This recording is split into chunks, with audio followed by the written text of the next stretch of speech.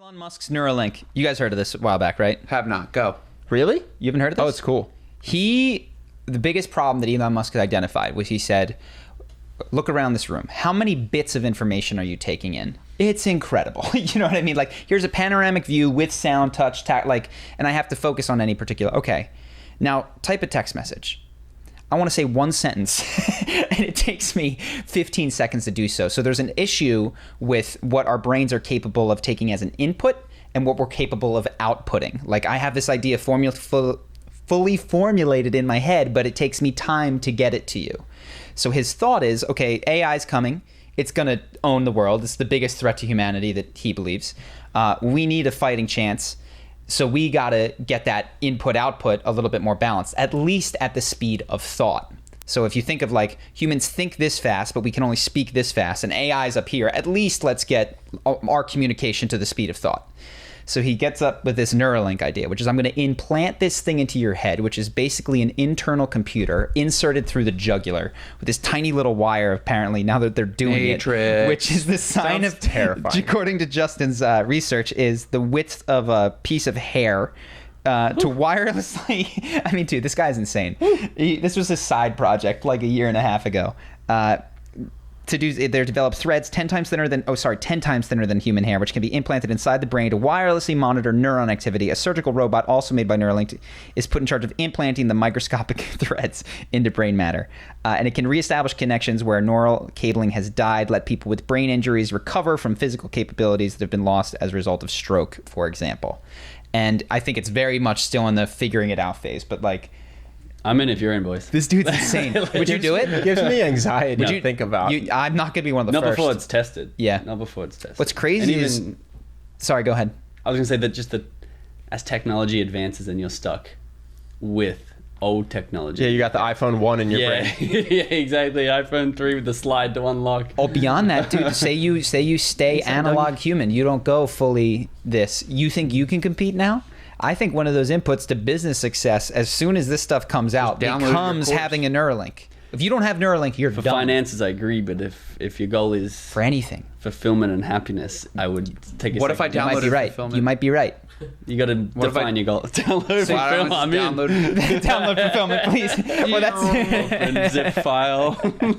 Well, let's presume that you're right. What you could have is like two tiers of humans. One who is this approaching God level, like is capable of communicating at the speed of thought, recovering movement with limbs, etc. You become cells in a giant organism. Yeah, and that's one tier of humans that are doing everything that's worth noting, and then you have this other tier who like chops wood and like no man, I'll go one further. The greatest minds in the Zen community will meditate for weeks so they can get 10 minutes of mental stillness. Yeah.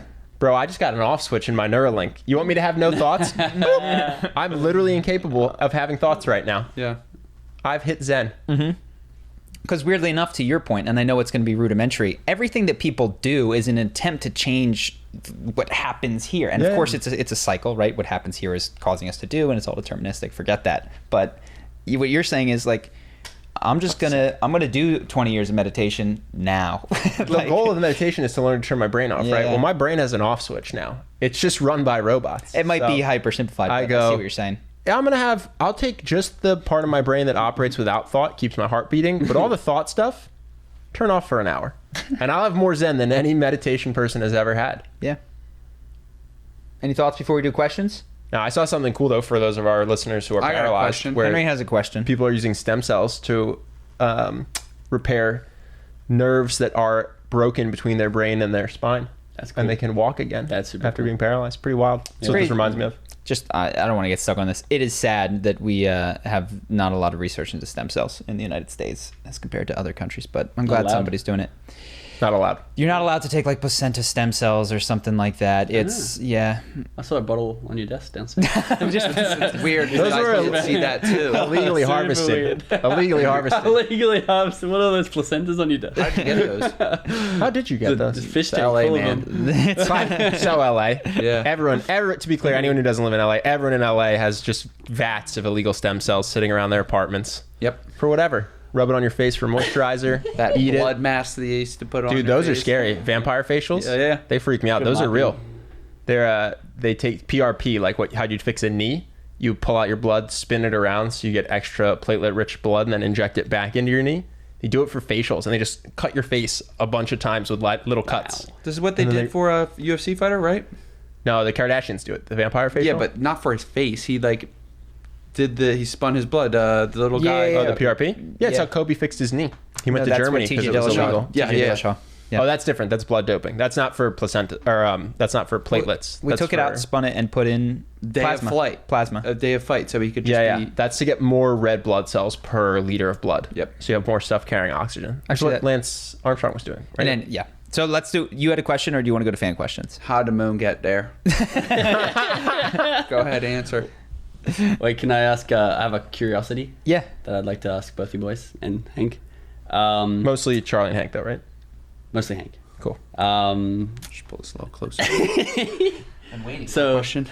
So I feel like as this technology, this Neuralink thing evolves, for myself, I'm like, I want to get very clear on what my goal is, because there may be a more efficient way to get there, or it may be counterintuitive, and I just want to be able to measure the metrics towards my goal.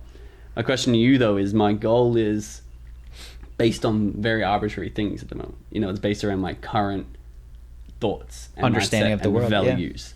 So I'm how do you factor in technological growth, and how do you factor in like variables that you don't understand that may just, like, if my goal is fulfillment, but if I change something I don't care about fulfillment, I can fulfill that second goal very clearly. How do you factor that in? Yeah, well, this is a real problem for people, right? Because they'll have a goal to be fulfilled or to be happy, but they'll pursue something like a lot of money or a lot of fame, whatever it is, and they truly think they're going in the right direction. They get there and they go, oh my God, I have sprinted for 10 years in the wrong direction, and I achieved my goal, but it didn't achieve my real goal, which was to love myself, be happy, have connection. Have you ever had that happen in your life?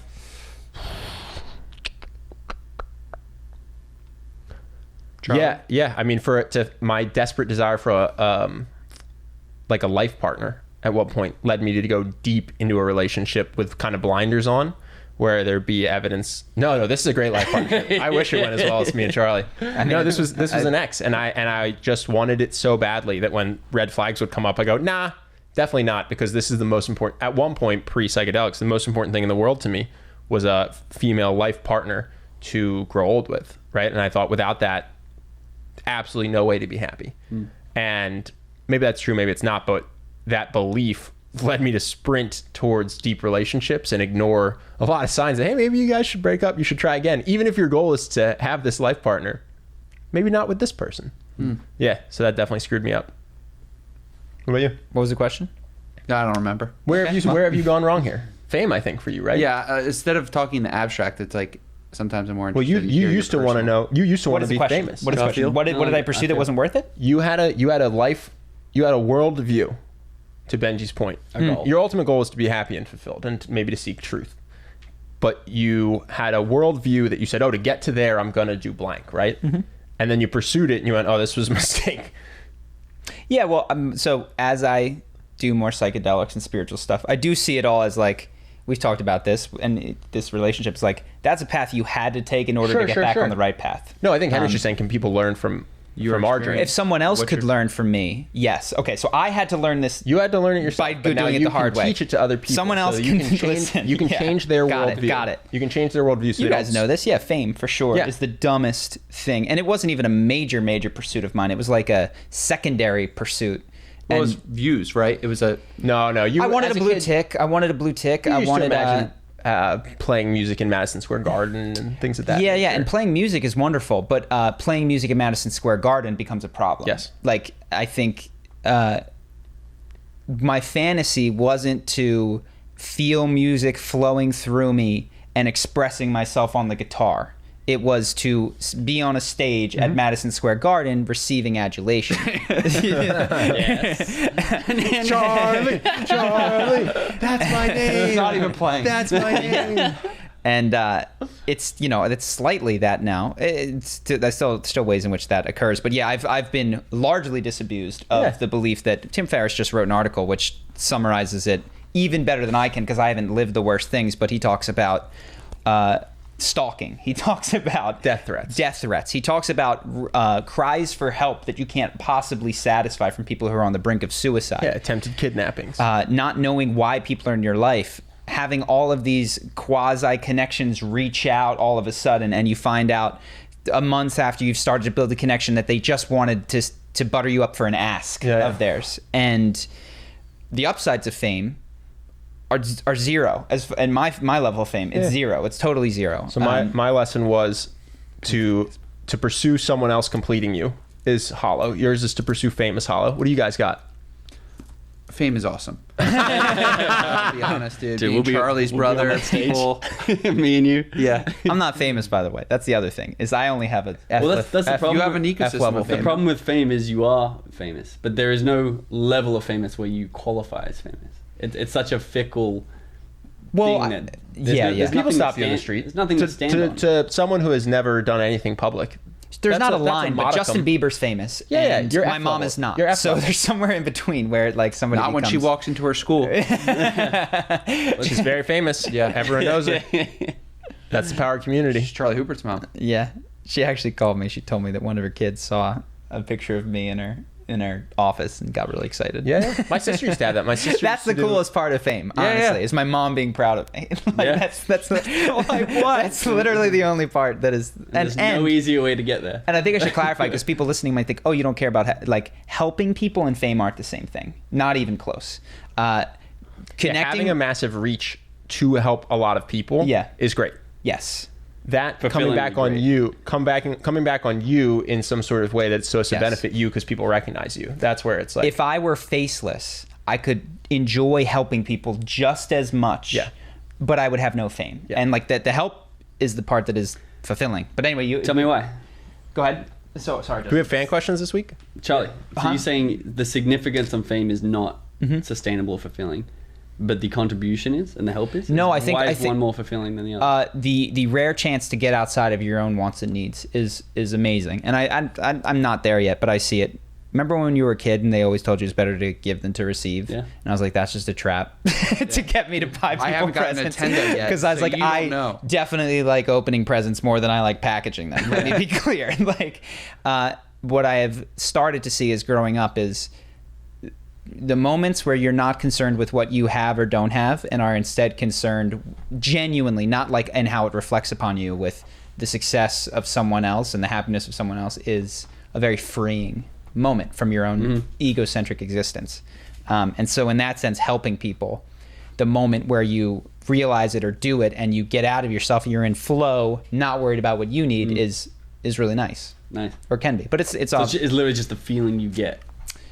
I also think the process of not worrying about yourself because you are concerned with other things is nice. That's cool. And that's why I'm not there, but I hear people who are more enlightened than I talking about service as the ultimate thing. And I think that can easily be conflated with impact, which is what the egocentric person says. I want to make a big impact. That's not service. Like, and sometimes they even... Well, especially when you ask I want to make a big impact. What's impact to you? Billion. A billion views. A billion. Sorry. Is that a billion people whose lives are better? Because you said billion views, which doesn't have anything to do with them and is a very you-centric measurement.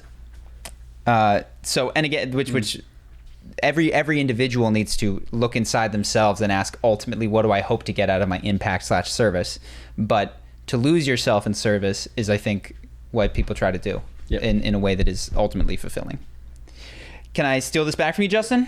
So this is audience question. Audience Yay. questions. Woo! Shoot Did they at prepare square. anything for me? This one's to Henry.